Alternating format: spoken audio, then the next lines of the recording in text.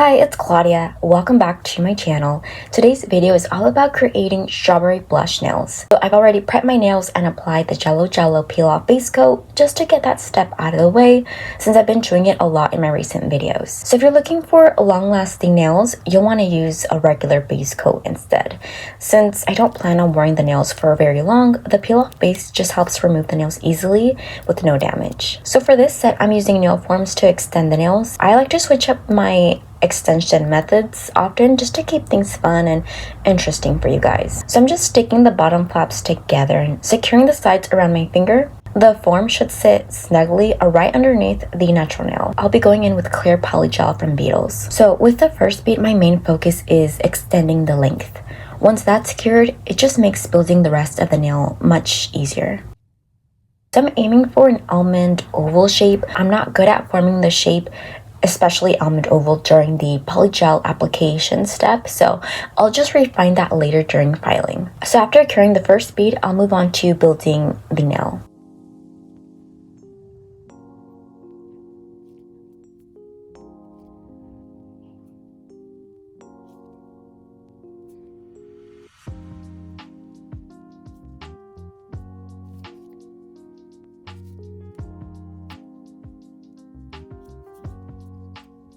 So I also don't want to waste nail forms, so I'll just reuse this one for the rest of my nails. Then I'll just continue applying the polygel to complete the set.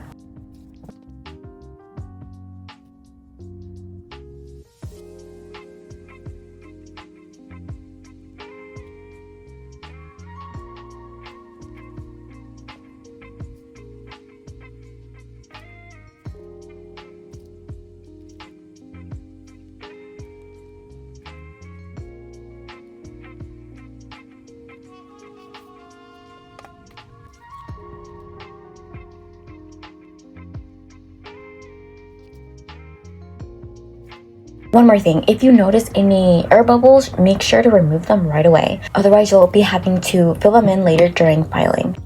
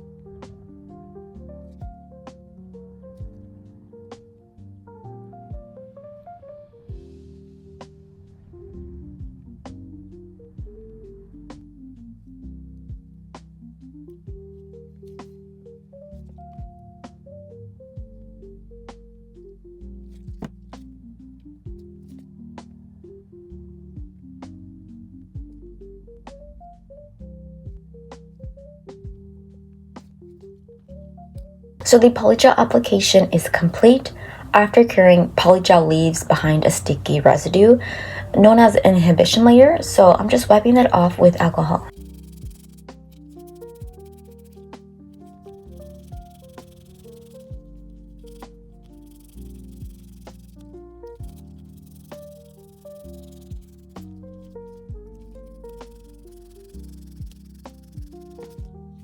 So next I'll just move on to filing and shaping the nails.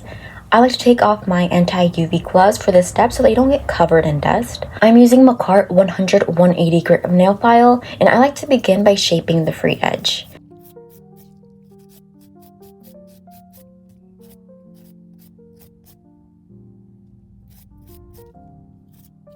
Then I just file around the cuticle area and just gradually work my way up toward the free edge.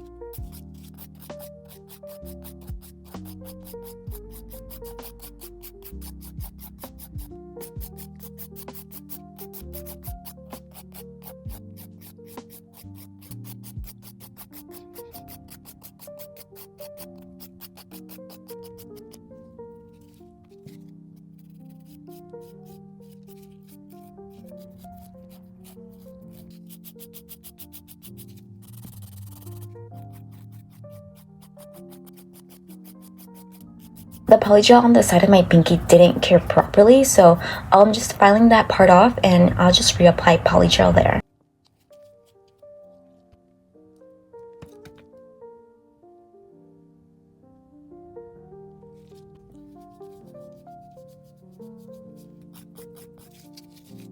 So after that, I'll buff the surface to smooth out any file marks, which helps the gel polish go on more evenly.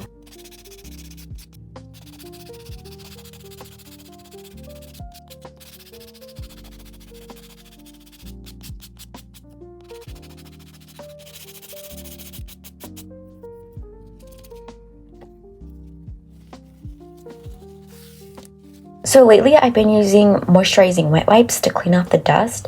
It gets into the cuticle area and underneath the nails while also hydrating my skin, which tends to feel dry at this stage.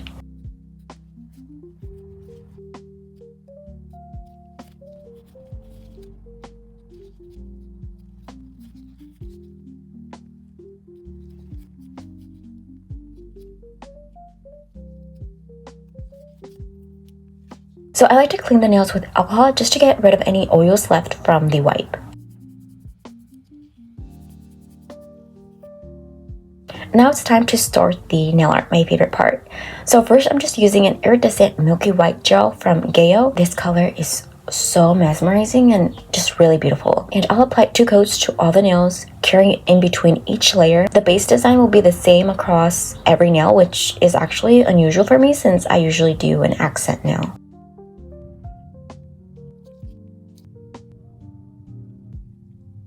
So after the first coat, I'm honestly tempted to just leave it because I just love the color so much. But I'll go ahead and add a second layer.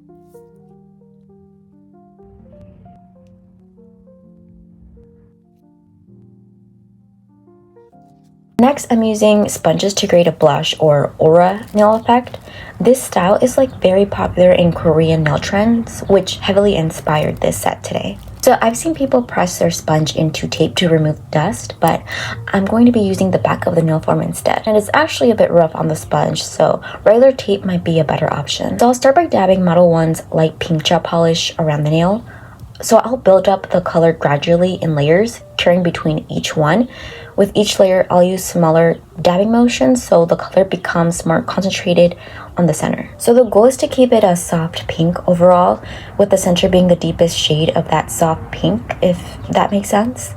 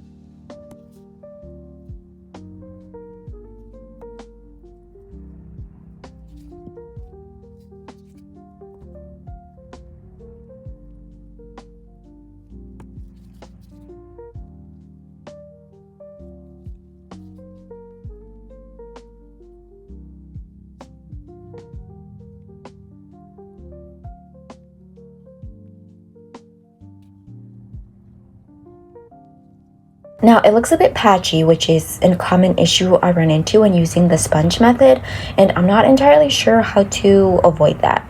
But to hide the patchiness, I'm applying a sheer milky white gel polish in a very thin layer. This will just help blur and soften the patchiness without covering up the design underneath. So next I'm creating 3D strawberries by mixing clear solid gel with a pearly sculpting gel, making sure to blend them together thoroughly.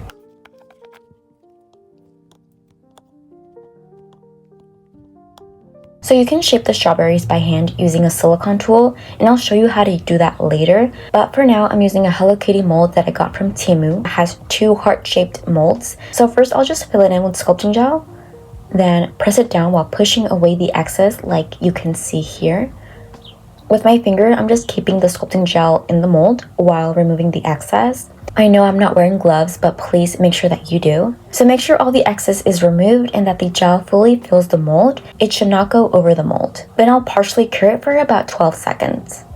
So after that, I'll take the gel out of the mold and just place it directly onto my nail, and it sticks easily. From there, I can just refine the shape a bit more to resemble a strawberry. So using the pointed end of a silicone tool, I just gently poke some small indentations at an angle to create the seed details. Then I'll just fully cure it for 30 seconds. Alright, so for this design, I'm going with a white strawberry look, so the base starts pink and it'll gradually fade into white. And I use an ombre brush to just blend the color upward.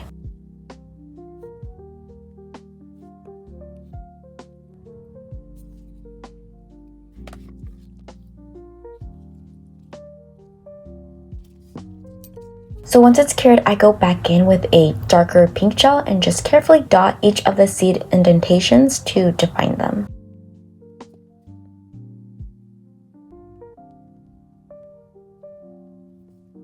So now I'm making the leaves, and I'm gonna be keeping them a pearly white color so they match the overall look of the set. So I'm using a mold for the leaves, which I got from Amazon, and the process is the same as the strawberries, just on a smaller scale.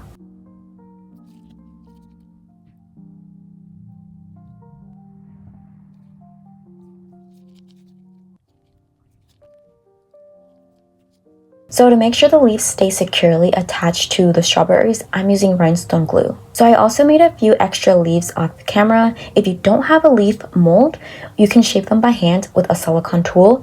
Just think of it like forming a small petal.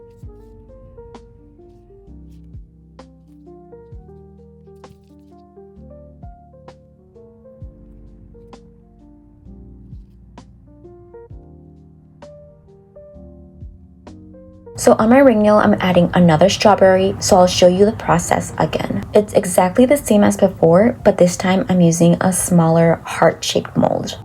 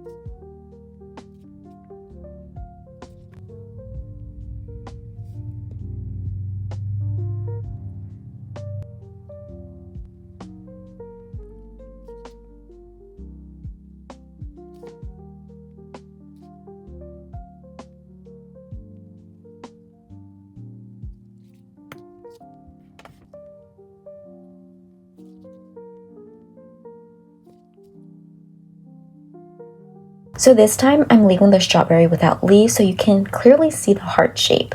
So for my thumb, I wasn't sure what I wanted to do at first. I originally planned to sculpt another heart-shaped strawberry by hand, which is where I'll demonstrate how to form the shape.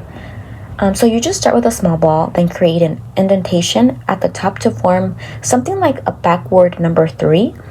And then after that, you just gently shape the sides to create a pointed tip, kind of like the letter V. From there, you can add the seed indentations and just follow the same steps as before. However, partway through, I changed my mind and decided to turn the entire nail into a strawberry instead. So I just start spreading the sculpting gel across the nail, thinning it out around the cuticle area, and then added the seed indentations. The process is the same, it's just applied over the whole nail this time.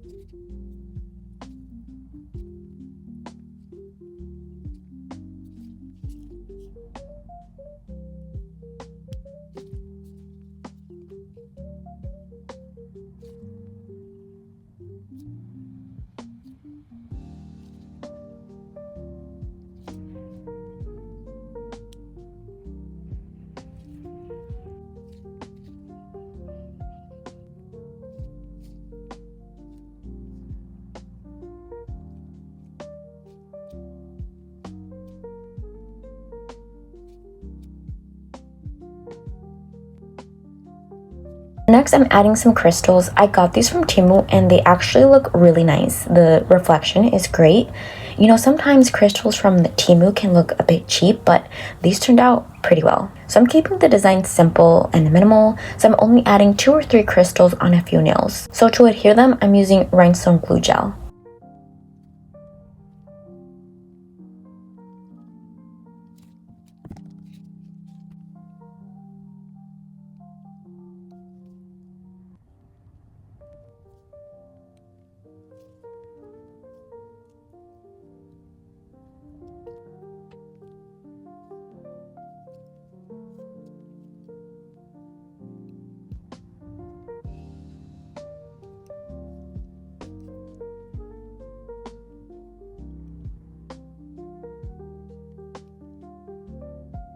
And finally, I seal everything in with top coat.